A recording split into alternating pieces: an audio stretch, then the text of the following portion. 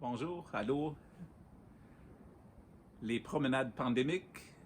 Euh, je m'appelle Christian Schreiner, curé de la cathédrale Holy Trinity. Et voici, je me prépare pour ma 4e promenade, en ce moment encore dans mon jardin. À la moitié de l'hiver qu'on approche, j'ai vérifié est-ce qu'il nous reste assez de bois de chauffage. Et je me suis dit, je vais commencer ici. Je vais tout de suite lire l'Évangile pour dimanche prochain. On est encore dans l'Évangile selon saint Marc, encore au 1er chapitre. Jésus et ses disciples entrent dans Capharnaüm. Aussitôt, le jour du sabbat, Jésus se rendit à la synagogue et se mit à enseigner.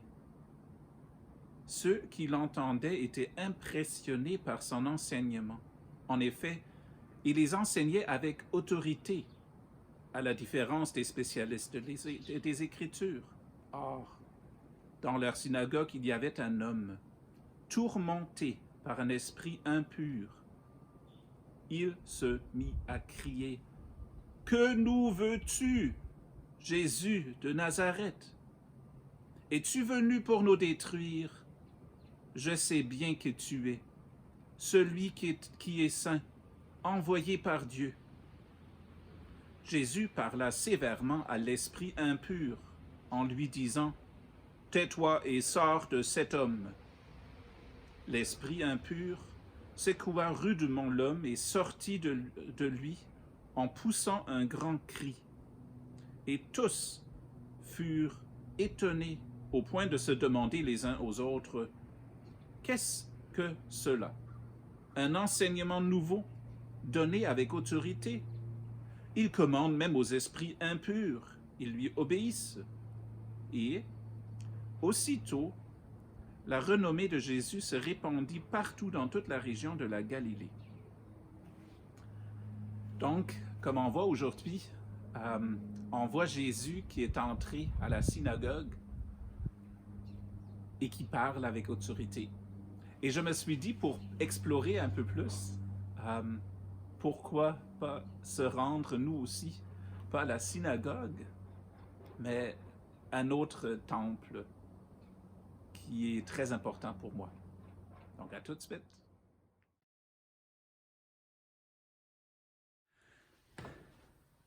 Surprise! Rebonjour et bienvenue maintenant à un de mes endroits préférés dans le monde, la cathédrale Holy Trinity, notre lieu de culte. Et je vais vous raconter l'histoire de, si on veut, un de mes collègues. Je vais vous parler de Nathan. Nathan, il travaille à la synagogue. Nathan est un scribe, il est un érudit en religion.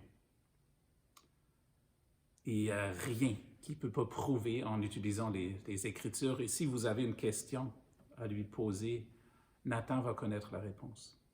Nathan est surtout, je dirais, un réaliste, ou il se voit comme réaliste. Il connaît le monde. On ne peut pas niaiser avec lui. Il ne prend rien pour acquis, pas Nathan. Par contre, Nathan n'est pas un homme très, très heureux. Mais comment il pourrait être heureux?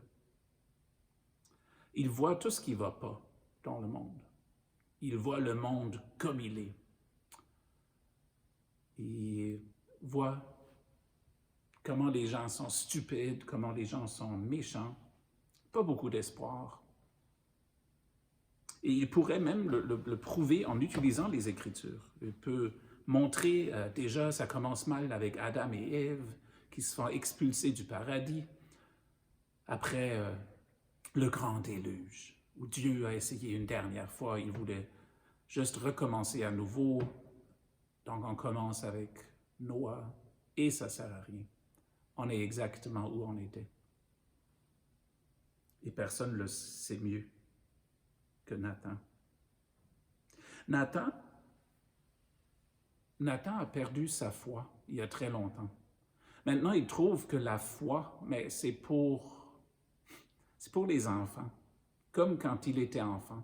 quand on croit que Dieu, il peut tout faire, il peut même donner une poque à ton ami parce qu'il t'a volé ton jouet. Dieu peut tout faire. Mais en grandit et en grandissant, on s'aperçoit que c'est pas vrai, tout ça. Et maintenant, Nathan, il ne croit plus vraiment. Pas qu'il serait prêt à vous le dire, non? Non, il ne peut pas. Parce que, comme j'ai dit, Nathan, il travaille à la synagogue. Dans le fond, la religion, c'est sa job. Donc, il ne peut pas admettre que tout ça, ça ne sert à rien. C'est stupide. Et être dans cette situation où on fait semblant de croire à quelque chose qu'on ne croit pas, c'est pas mal cynique. Et peut-être ça caractérise Nathan encore plus, encore mieux. Nathan est cynique. Et il a découvert quelque chose. Il a découvert que les gens te prennent au sérieux quand tu es cynique. Ils trouvent que, ah oui, lui, il connaît ses affaires. Il est réaliste. Et le réaliste et le cynique ont beaucoup en commun.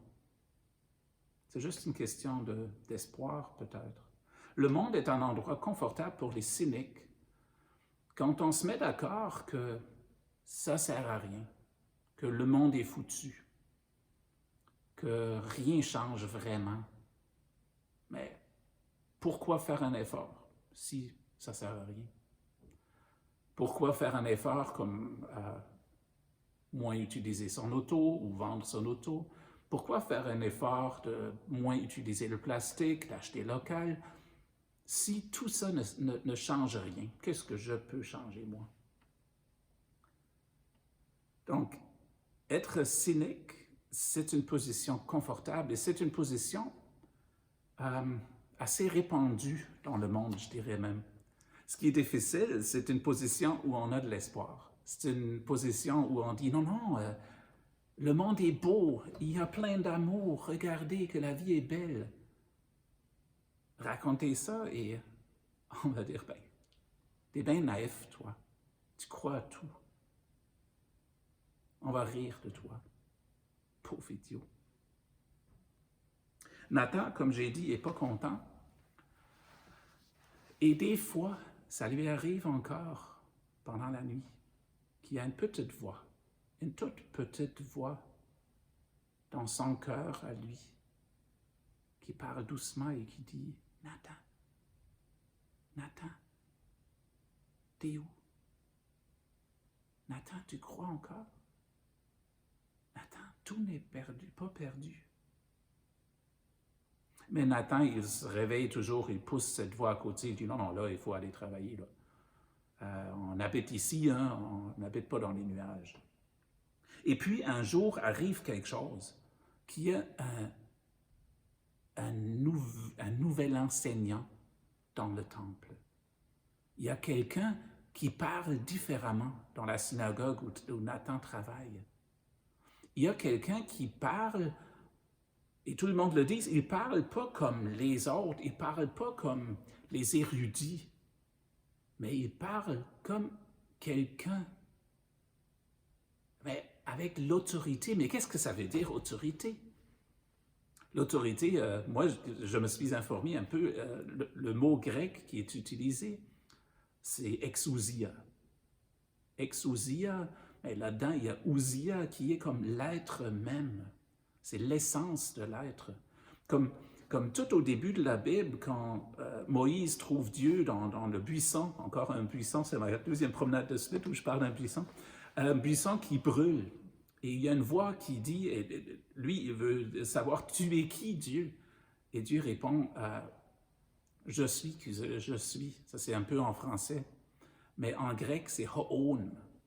C'est being, c'est être. Donc, Jésus, qui est au temple, qui parle avec exousia, mais il vient de l'être de Dieu. C'est comme la différence entre la création et la créature. Et ici, Jésus, il crée un pont. Il parle avec autorité. On peut aussi dire autorité comme être à l'origine, être auteur de quelque chose. Et quand Nathan se rend compte, mais lui, il sait tout de suite qu'est-ce que ça veut dire. Si quelqu'un qui parle avec autorité, mais c'est parce que c'est le Fils de Dieu. Et là, quelque chose se passe en dedans Nathan. Il y a maintenant les deux voix, il est comme séparé en deux moitiés. Il y a la petite voix qui connaît de la nuit, qui veut avoir espoir et qui veut que ça change. Il y a l'autre côté qui a pris le dessus depuis très longtemps, qui ne veut rien savoir, qui veut absolument rien savoir de changement et qui panique. Et qui crie très fort, cette voix en lui qui dit « Qu'est-ce que tu as à faire avec nous, Jésus de Nazareth? Tu es juste venu pour nous détruire. Sors d'ici, je ne veux rien savoir de toi. » Nathan est déchiré. Et Jésus, il parle.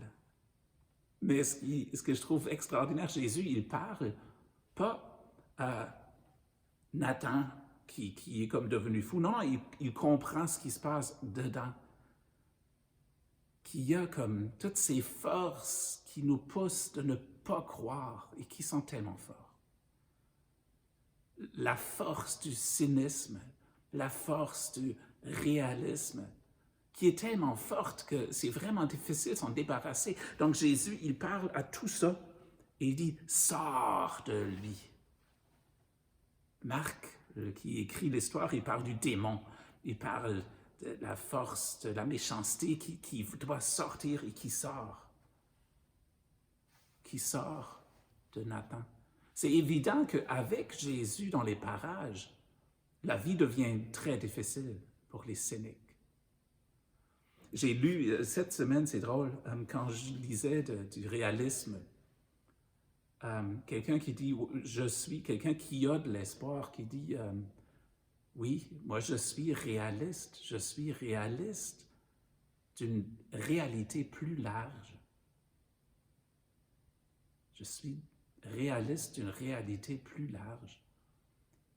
Et c'est peut-être ça que j'espère qu'on va trouver dans nous, qu'on va entendre cette petite voix qui dit que oui, la vie est belle et les choses peuvent changer.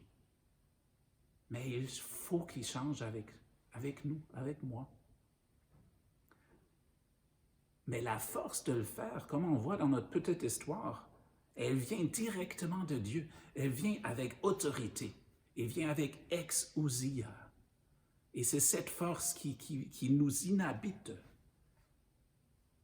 Donc, quand on parle des recommandations, viens voir. Mais je veux réitérer cette invitation, allez voir. Et quand vous voyez, quand vous entendez cette voix, quand vous avez de l'espoir et vous voyez la beauté du monde, mais parlez-en aux autres. Oui, ça se peut qu'on va rire de vous. Vous êtes naïfs. Mais avec Jésus dans les parages, est-ce qu'on a vraiment le choix? À la prochaine.